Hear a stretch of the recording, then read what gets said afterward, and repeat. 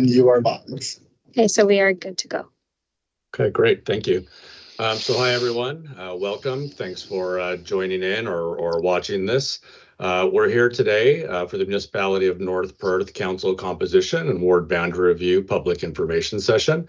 What we plan to do today is we're going to walk you through what the process was, why the municipality is looking at their size of their council, the way council is elected, and how many wards, or whether a ward system should be used at all. So those are different topics that we've been looking at with town staff. We're independent consultants. I'll introduce us in a minute.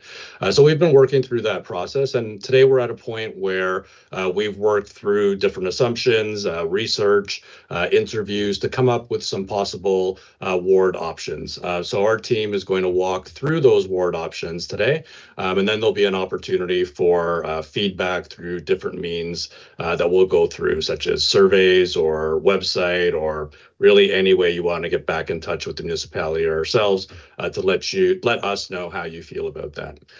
So in terms of the process, the municipality hired an independent consultant to help them through this process. So we've been working collaboratively with staff to go through this ward boundary review and council composition review.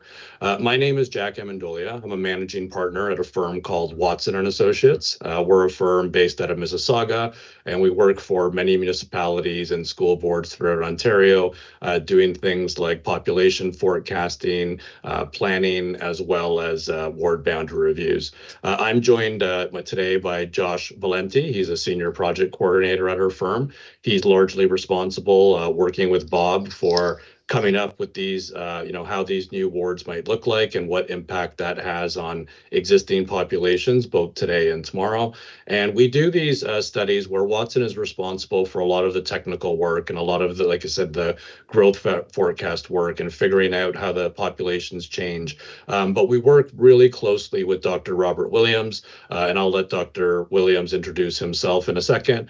But he's really responsible for a lot of the guidelines, the guiding principles, the policy, the legislation, and brings his years of experience and research to that. So maybe Josh and then Bob, if you want to quickly introduce yourselves. Yeah, thanks, Jack. So I'm Josh Valenti. I'm a senior project coordinator here at Watson and Associates alongside Jack, and been doing municipal work and governance reviews for a few years now alongside Bob and Jack. So happy to be here. And as Jack said, I'm an outsider to the Watson Corporation, but a longtime collaborator with the teams at Watson doing ward boundary reviews.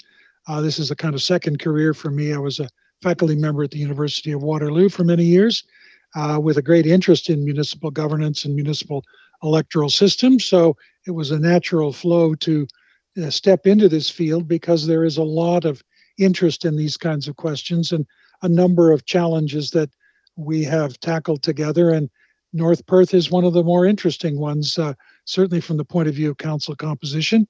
So I'm really happy to be part of this project. Thanks, Josh. Thanks, Bob. So with that, so you have an idea of what this process is, who's kind of been running it, and how we're working with the municipality.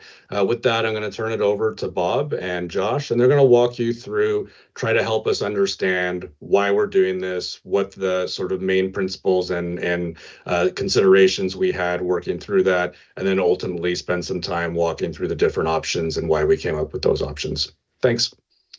All right, thank you, Jack. So first slide will virtually an overview of what we're doing. We will address each of these questions in their own way, but they're connected to one another. Why are we doing this review at all? And there are factors that led the council to undertake this project, not the least of which is that the system in place has been there for close to 25 years. The next point is how can we do it? What do we have to look for in the legislation? What powers, what authority, what flexibility does the municipality have? And we'll talk a bit about that so that you know that we're working within a structure that is established by law. The first point, of course, is to look at the existing system. What are its strengths? What are its weaknesses? What are areas that can be improved? And then from there, to develop some alternatives. And part of that alternative system structure was phase one of this review, which we'll touch on in a moment, which led us to some direction for this second phase. In both parts of this work, we always involve the public in as many ways as we can. So participation is in a sense passive by you listening to this material, looking at the material on the website, because to make an informed decision, we believe there are some things that you should be aware of and should understand, and then you can contribute to what we want to do. So those are all parts of what will be included in this discussion and in the other resources that are available on the municipal website. That's the one down at the bottom of the screen there, northperth.ca/CCWBR. So next slide, we'll talk a little bit about where we are in the process. So basically phase one involved the question of the composition of the council. And that started with a review of North Perth and how its structure was designed, where it came from, what kinds of factors went into that, and what has happened in the life of the municipality related to these factors.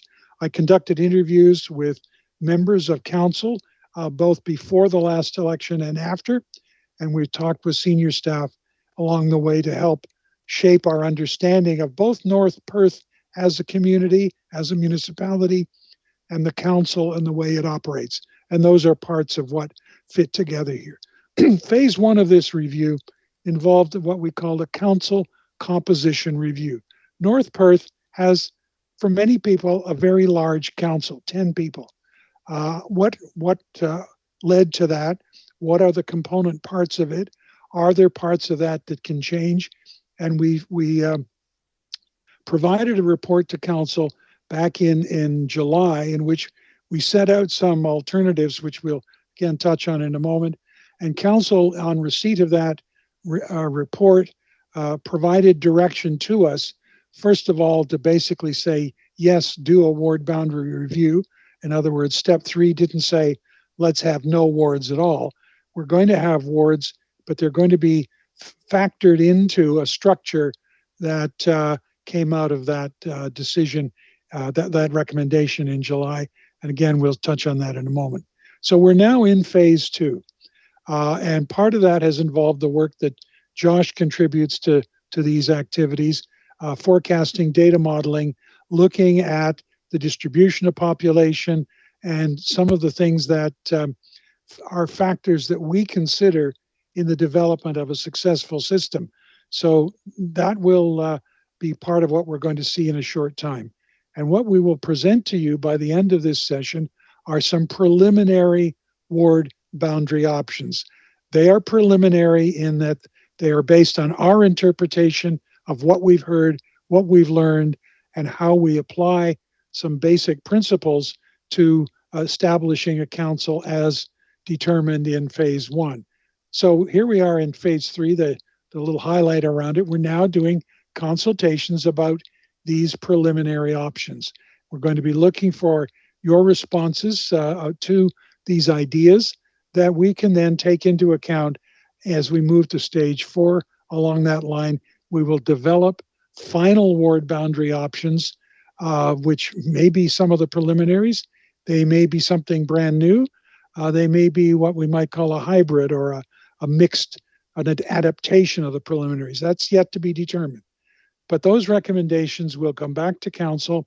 November the 20th is the target date for that, for council to receive a report and to make a decision about the way the municipality will be divided to elect 7 councillors for the next election. So we just have to review that. In phase 1, as I said a moment ago, I alluded to this already, council supported the maintenance of a ward system to elect councillors in North Perth. We know that there are people who have argued, no, we should all elect everybody. Our view is that there are enough important distinctions in North Perth, not the least of which is urban versus rural, but other kinds of distinctions that are better served in a ward system. And council has agreed with that. Let's use a ward system in the future. The other major change in here was related to your representation on Perth County Council. Your mayor is to be on that council by definition, if you will, and the mayor is always elected at large. In North Perth, the deputy mayor is currently also elected at large. That was not always the case. If you go back and look through some of the other reports, you'll realize that that system was changed very early on. But what we determined in here, in that phase one, is that that third representative on county council ought also to be elected at large, because presently your county councilor, your third representative, is somebody who was elected in one of the wards. We felt that because of the role of a county councilor, it would be better to, if you will, put it on a par with the mayor and deputy mayor and make that a position elected across the entire municipality. And as we said in the end of phase one, council agreed that that is a direction that that North Perth should pursue, and that became part of our working arrangement. So the third line there is basically to say what follows are suggestions about how to elect a 10-member council. So working from the far right side, a mayor, a deputy mayor, a county councilor, all elected at large, and 7 ward councilors. 7. Well, the point was there was some thought that maybe a council size could be reduced. In our view, when we put all of these pieces together, we suggested that council should remain at the same size it is now. And we'll explain a little more about that when we look at how those seats are distributed. So as we go to the next slide, I'm just reminding everyone that we're working within the powers assigned by the province of Ontario through its Municipal Act. Basically, the question of the last point about a 10-member council, it is within the authority of council to change that size if need be. We've argued that that's not necessary, but that is a possible power that council can exercise. That is not an appealable decision, but it is a power that's there. And also to determine how the council will be elected. Every time we look at it, the mayor, the head of council, must be elected at large. But any other member of council can be elected in either an at-large system or through a ward. And that's what we've also suggested here about now what we're calling the councillor at large, who will be the county councillor. We're recommending that position be changed, the method of election be changed. And again, that is a power that is assigned to the council under the Municipal Act. The third bullet there is what this phase is all about: to divide or redivide the municipality into wards or dissolve the existing wards. Again, moving from the back, we're recommending, and council has accepted, that the wards will not be dissolved. You've already got wards, so it's that redividing part. How do you redivide the municipality into a number of wards? And that's what phase 2 is about. Now, the right side of that screen is reminding us that this is not something that is carefully driven by the province. It says you've got those powers, doesn't say anything else about when or how or what you take into account. So we are basically working through a process that is based on existing experiences across the province, but pointing out that North Perth, at the beginning of this process and partway through, has affirmed the principles that we're going to use, the kinds of things that we as consultants were asked to do in relation to this process. So the terms of reference that we're working through, the guiding principles that we'll speak to in a moment, were set within North Perth. But as the second bullet points out, these are not just sort of dreamed up out of nowhere. They are established procedures and principles that certainly our team has used, and we have experience in. We keep losing track of how many of these we've done, but 25 or more of them. We draw from those experiences to help establish what these principles are, and we will use them in this review. And those are principles that have been endorsed in many other municipalities and at times have been upheld by what used to be called the Ontario Municipal Board, now called the Ontario Land Tribunal, and in certain other judicial rulings. So we're working within a defined set of principles and practices, but not rigidly defined. There is flexibility that we've been able to use in developing this system in North Perth. So just a quick overview of where we got, how we got here. The town of North Perth, as it was originally called, was established under a ministerial restructuring order. That was a document that was issued through the Ministry of Municipal Affairs of the day in 1998 that reorganized all of the municipalities in Perth County. So it was a Perth County directive. And at that time, you were expected to have a 10-member council, the mayor elected at large, and 9 ward councillors who were to be elected in 3 wards. And you'll notice the numbers there. The numbers are not even. One ward, Listowel, had 4 seats, Elma had 3, and Wallace had 2, adding up to 9. The deputy mayor and the county councillor at the outset were to be elected from within the council. So out of the 9, 2 of those councillors had other jobs, if I can put it that way. Within a year, in that middle part of the slide, the municipality, now called the Municipality of North Perth, decided to change the arrangement for the election of the deputy mayor and, if you will, took one of the offices out of the pool of 9 ward councillors and created the separate position of deputy mayor to be elected at large, which left 8 ward councillors, from whom 1 would be selected as county councillor. And you'll notice the distribution of the wards changed from 4, 3, and 2 to 3, 3, and 2. That has some implications for what we're going to talk about in a few minutes. So here we are in 2026, nearly in the 2026 election that we're planning for, almost 25 years, the same structure. Nothing has changed in the way the municipality is governed. But as we point out here, over that time, even in the last 10 years, the population has increased by 23%. So you've got a system that was created around a municipality of a certain characteristics or certain features, and those features have changed, but the governing structure hasn't. And that's partly what we have to try to address here. Can we determine a governing structure that better fits modern North Perth?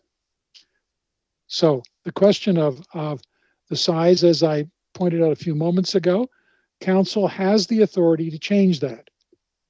The act is specific, and at least in one sense, the minimum size for a council is 5, but one of them is the head of council. But beyond that, there's no reference to a maximum. You can have as many as you want. Some municipalities have well over 20. But there's also no guidance that says, well, if your population is this size, you should have this many councillors, or if it grows by this much, you should add a seat or any. None of that is there. There's no guidance whatsoever. And we also know that the composition of local councils varies across Ontario, and in fact, even within Perth County, and we'll look at that in the next slide. So the number 10 is not somehow dictated externally or through a formula. That was what you were given, and it's part of what we believe probably should be maintained. It could be changed. We have not heard a great cry for a major change in that number. So that is where we're going to go. And the bylaw to change that composition is not open to appeal. I'm going to have to stop here for a moment.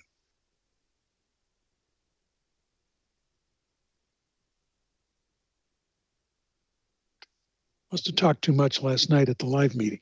Anyway, so if there is a bylaw to change the composition, that is not open to appeal to an external body. As we'll see later on, or as I hope we'll remember to mention, a bylaw to change the boundaries of the wards can be appealed. So this part is basically set. If council has determined that it's going to stay at 10. It could make the change, but that's the last of it. So what we're going to work through here are preliminary options on the assumption that the total size of council will not change. And again, we will show you why that number of 7 wards is one that we think works well, and that moving to another number of wards would not really be in the best interest of North Perth. So there's another chart, or a chart rather, which shows you the point I made before. If you will, the numbers are all over the place. Yes, North Perth has a council that's larger than some much larger municipalities, but they themselves vary enormously too. Between the Orangeville with 7 and 30,000 people, with Burlington with 190,000 also with 7, or the 2 examples of 9, wildly different with the same size council. So again, it's not a standard application. And even within Perth County itself, you'll see that there's a tendency towards 7, but there are a couple of other councils that are actually larger than North Perth, including your neighbor in West Perth and the city of Stratford. So again, our point is that there's nothing magic about 10 that it's automatically seen as too big or even too small. We work with that number because we believe it fits. Okay, let's now begin to talk a bit about what we're here to talk about, namely wards. So a ward-based system, that's what we're looking at. And our experience and the examples of other municipalities have led us to try to apply in our evaluation of the current system and in developing alternatives 4 major principles. Representation by population, sometimes referred to as population parity. To the extent possible, wards should be about the same population. Not always easy, but we also build in a bit of flexibility, and it may look quite large, but up to 25% variation because the way population is distributed and other factors, we can't always hit that target closely. A goal is there, but it's not always easy. So parity, though, is what we would try to achieve in a new system. Growth trends and projections. We know that your population has grown in the last 20 years, and we know with some certainty that it will continue to grow over the next 10 years. What we want to try to do is create wards so that when that growth happens, the imbalance between the wards will not become too extreme, that we've got room to grow, if you will, over some time if we can make that work. So that's a principle that we also have to take into account. The third one talks about something more intangible. The other 2 are numbers, if you will. This is more intangible. What are the communities of interest within North Perth, and how do the wards best capture that? The clear distinction, of course, is the rural versus urban. Our goal is to try to create wards that are as coherent as possible. So you don't, in our view, you don't take a little bit of Listowel and add a large part of the rural area and call that a coherent ward, because the 2 perspectives would be at odds in the choice of a councillor, perhaps, or in the kinds of interests they want to achieve through the actions of council. It's better to have those separated, not to draw lines through them, but to group together as best you can communities that have interests in common. And the last one is basically talking about boundaries that are, if you will, visible. I mean, that sounds a bit silly to say, visible boundary. These are lines on a map, but often we want to use things that people can relate to. In some examples, in other municipalities, boundaries are often following, let's say, the rear of a property line, which nobody can really understand.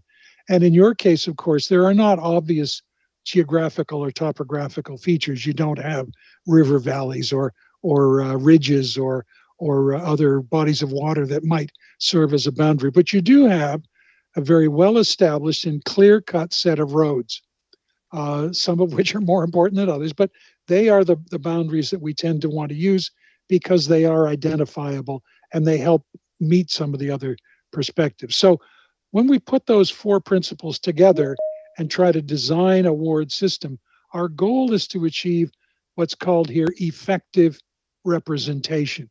That is, that the residents of any particular ward can be sure that they are going to be served by their elected official in a way that's fair in comparison to other members of the community, and where their views can be taken into account in a fairly clear and straightforward manner. Effective representation also means that the councillor, herself or himself, is trying to represent an area that, again, has some coherence. It's not a little bit of this and a little bit of that and a little bit of something else, and it's something that's very hard to articulate. We want to try to move toward something that is much cleaner and more direct, so that you as an elector will know that your voice can be heard in the choice of a member of council, and that person has a better sense of what that community is seeking through the actions of council. Okay, so we put all of that together, and without going into the great detail now, because some of this is in what we call a topical discussion paper, which is on that website down there at the bottom. It's a topical paper that talks about, is a ward boundary review necessary? And without, again, going into the details and the background that goes into this, we found that on those 5 principles, there was only one of them that was straightforward, and that is the lines are pretty obvious.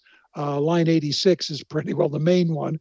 And then the features that enclose the settlement area of Listowel, and maybe even that one is not as clear cut as it could be, but you know where the town stops, and that becomes part of the boundary.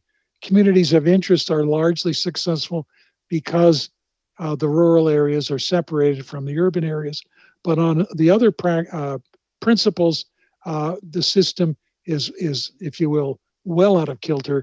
It does need to be reviewed to meet those principles.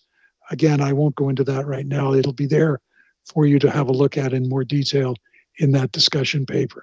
So, do the wards need to be changed? Well, I think I've already given you the answer to that, and that's where we're working toward.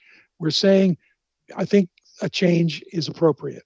Do the wards need to be changed? Yes, they do, because, as we've said, they do not provide provide effective representation based on primarily the population principles, but the core principles are not, if you will, all where we can say yes, yes, yes. There are questions about a number of them. So our basically what we've done here is applied those principles to the current system to help identify, all right, what is it we need to address? What can we keep? What can we address to get toward more effective representation? We'll never get a perfect system. We touch that in a moment. But we've looked at the current one. All right, what can we do to try to move closer to one of these systems? And so these preliminary alternatives to redivide the municipality, as the legislation call it, has been developed taking into account both quantitative data around population growth, qualitative data, what we understand about the communities within North Perth, about case law, what have challenges to various bylaws in other municipalities shown us about what is acceptable and what isn't. We've looked at successful models in other municipalities who have faced similar problems and tried to find how they could be adapted to North Perth. And then again, always at the top of the whole exercise are the core principles. Do these meet the principles as best we can manage? So, as I just hinted a moment ago, no ward system can uniformly meet all of the principles, especially with the unique features of North Perth. You've got a large, diverse area with rural and other interests. You've got an increasingly urbanized settlement at close to the center of it. You've got identifiable communities and sometimes neighborhoods within the municipality, and you've got the expectation of sustained residential growth. And so part of the trade-off often is, all right, do you get a system, do you opt for a system that works right now, recognizing that things are going to change, or do you try to get a little bit ahead of the curve to try to anticipate that growth? I think an important part to remember in here is that we're trying to basically bring up to date a system that has not been reviewed in, as we've said, close to 25 years. That's not to say that what council chooses to do later this year needs to stay in place for 25 years. And that's not because we're looking for business. It's basically to say this is an ongoing process. Your community changes. You can use the phrase in one of the reports. You can tune it up. You can adjust things as you move along. So we pick a system. Council can pick a system now that puts a greater emphasis, perhaps, on current population and doesn't worry too much about growth, or it could do the opposite. Or it could basically say, we don't really care how badly the population is distributed. We want something that achieves a clear community of interest. Those are all options open to council. Whether the options provide those neatly and tidily, we'll see. But if council makes a decision to select one of these options, or perhaps a hybrid later, selects an option, it should be doing that on the basis of how well it follows these principles and meets these principles, with the important recollection, if you will, that a decision could be appealed. If council, for whatever reason, selects one of these options that is not seen to be perhaps the most appropriate, it is possible for a member of a resident of the community to appeal that decision to the Ontario Land Tribunal. Now that opens up another whole proverbial can of worms, because legal advice and all kinds of things go into it. Our goal is to try to make sure that council selects an option that is widely sustained by the community and is not the kind that is going to lead to an appeal of that sort. That's the goal. Let's hope we can get there, and we're going to try to do that through a series of options. So what we're going to look at now, and I'm going to let Josh do some talking in a moment, we're going to look at 3 preliminary options, and they all are dealing with 7 wards. So let's remember too, the existing system has wards of different sizes, 3 councillors or 2 councillors. These following options have 7 wards, each electing 1 councillor. So it's a big change, but it's a way to get to this kind of population balance, or to better capture interest. So I'm going to let Josh walk quickly through what this option looks like. Again, the word is preliminary. The feedback we hear will be taken into account before we come back to council in November. Josh, over to you. Yeah, thanks, Bob. So as Bob mentioned, this option here has 7 wards. 4 of those wards are circling around the Listowel area, 1 ward being in the north with the old Wallace ward, and 2 in the south in the Alma area. And as we look at this, some notable differences from the existing scenario beyond just those 7 wards is the area around Listowel. So right now, the current ward system is circling around this green line here, which is the settlement boundary for Listowel. So this option here extends a little bit further out, grabs those cleaner lines, as well as those communities that have developed over the years that maybe not reside within the settlement area, but do have those connections with the Listowel area. On the south here, we do have those 2 wards in the Alma area. And as we can see here, we do follow, I believe that is line 22 or road 22, but it splits out the Newry settlement area into 2. So that's one thing to note. Ward 7 there is predominantly driven around the Atwood community, as well as the Trowbridge and a portion of the Newry development.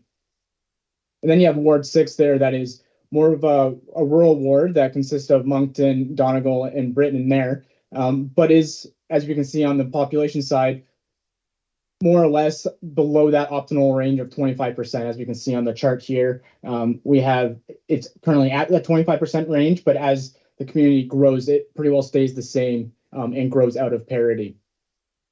For the most part, though, all other 6 wards are really growing into parity as well. So that's another thing to note here, that we have a few reds in the existing situation in 2023, but as time goes on into 2034, we start to get those lighter pinks or even green population parity numbers moving forward. Bob? Just a reminder to all of our viewers that those colored codes are related to the variation from what we call the optimal size, the ideal size.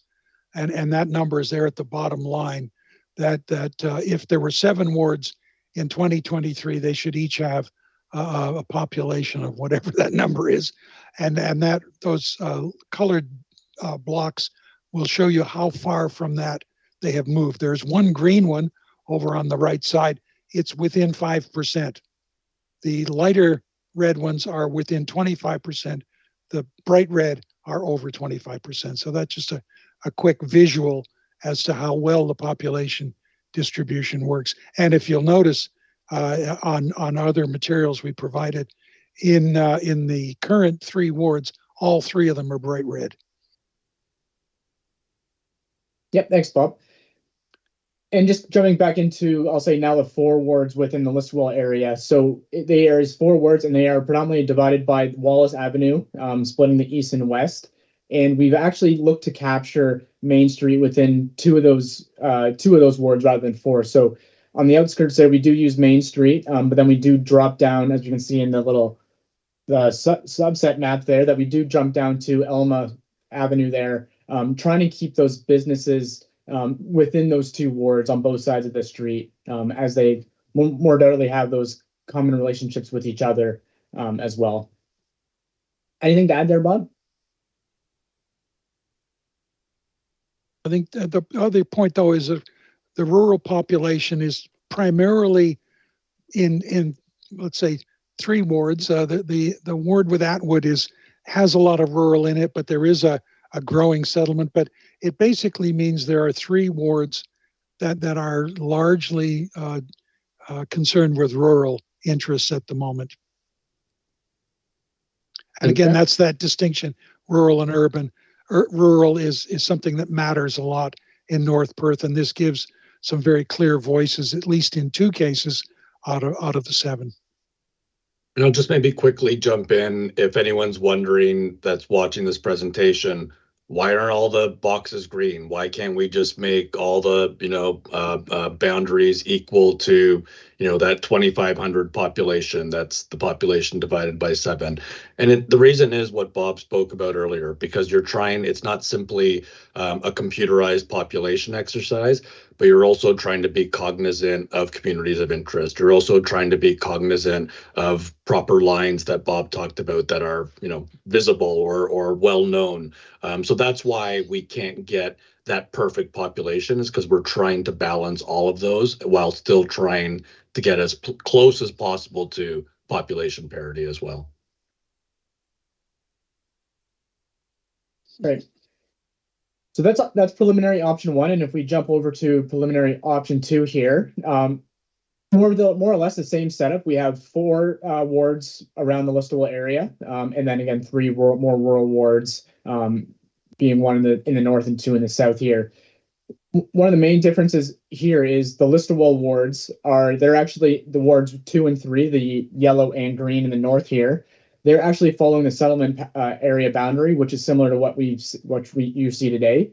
And then we've also used Main Street as a divider line here. So in the previous example, we've kept Main Street within 2 wards. However, now it's divided into those 4 wards. Another main difference is in the south between Ward 6 and Ward 7, where we drop that line of Ward 7 1 line south to capture Newry in its entirety in a ward with Atwood and Trowbridge there.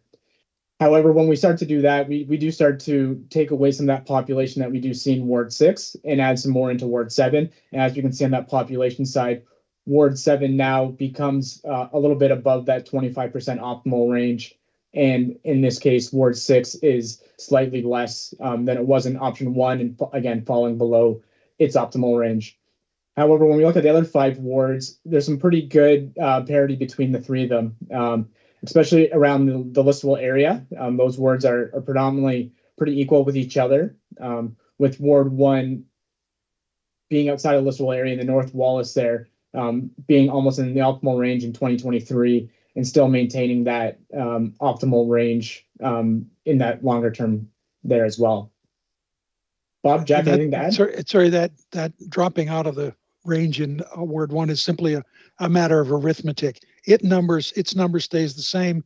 The overall population increases, so its percentage drops a little bit. Not a significant amount, but it's not that we've somehow penalized it. It's that's not a growth area. Yeah, and the only thing I would add is related to what I spoke about a second ago, is that this kind of shows you where Josh just explained, even between Ward 6 and 7, simply dropping a line down, it achieves possibly one thing where you are able now to have, some similar communities and developments all within one ward. But then when you achieve that, you lose out a little bit more on population parity. And this is a lot of what we talk about. A lot of this is a push and a pull, where you do something here and you fix that, or it's like what analogy we use is like bop-a-mole sometimes, is that we've gotten that one, we fixed up that one, this whole other issue pops up. So that's what's really important, I think, when we talk about feedback and what we want to hear from the public, in terms of, one thing is about options, but the other thing is about ideas. What is more important? Is it more important to identify these communities of interest and have them grouped together? Or is it more important that every ward has, a very similar amount of population and electors? Great. Bob, anything to add? Nothing for me at the moment, thanks. All right, so jumping over to preliminary option 3, I'll say the most notable change in this preliminary option is the drop between the Wallace ward. We went from line 86 that's currently used and used in preliminary options 1 and 2, and we actually dropped it down to line 84 or 84 there. Again, just to kind of try and capture some more of that population in Ward 1, where we might have dropped out of the equation in the previous 2 examples. With that being said, we do also capture just the west side of Listowel as well, and in the north, we are again condensing those listable wards too within that settlement boundary. And as we can see here in the Ward 1 option, and it's slightly outside of the range in the current, but again, it starts to hold on to that population as we move forward and stays and falls back into not the optimal range, but within that 25% threshold.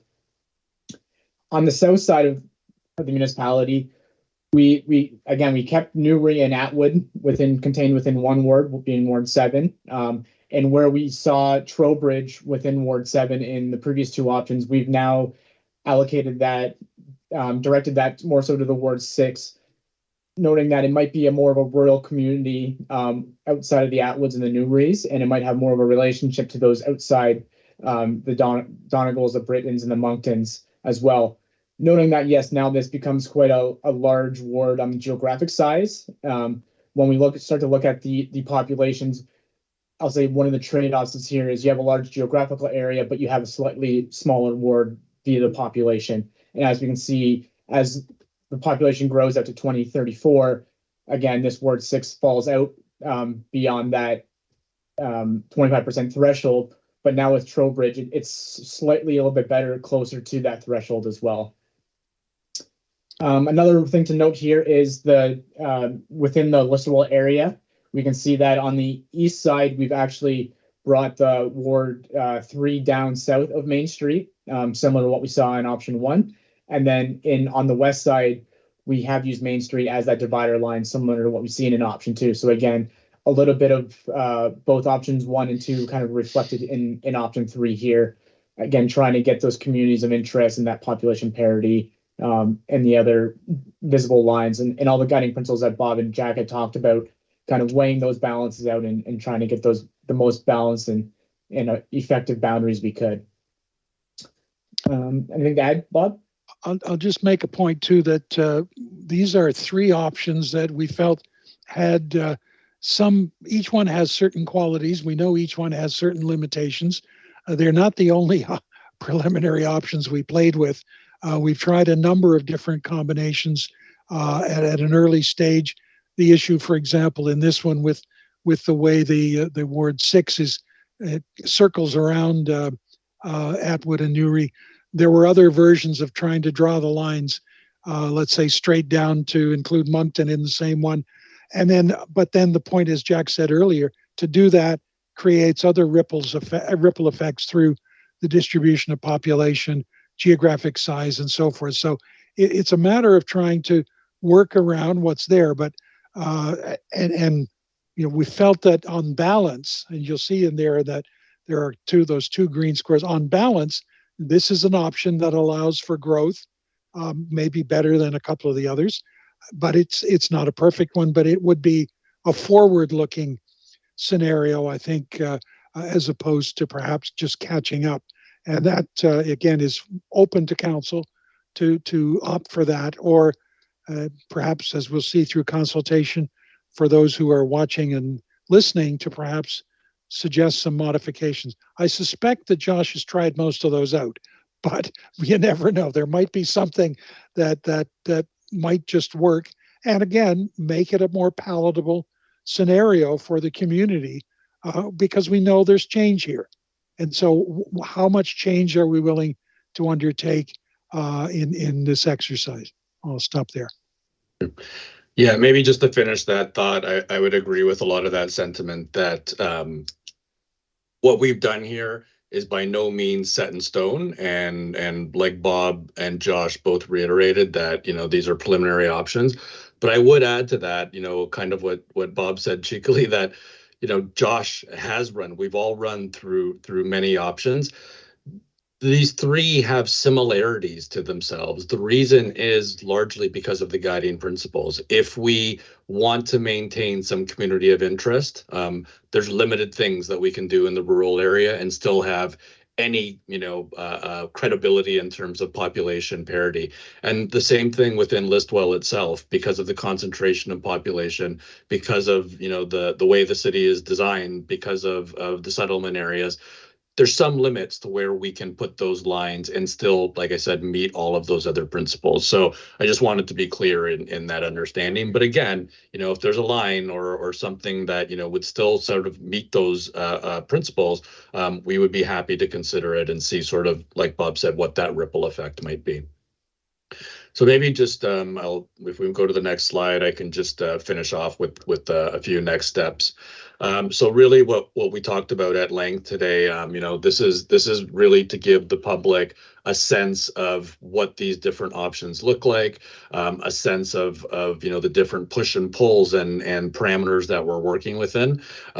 So hopefully there's an understanding of that, but I hope too that from that questions come up and comments come up. So again, be willing to ask any question you like through the website, and again through email or whatever way you would like to. You see that the website is stated right at the bottom of the page there, so there's many avenues there to get in touch.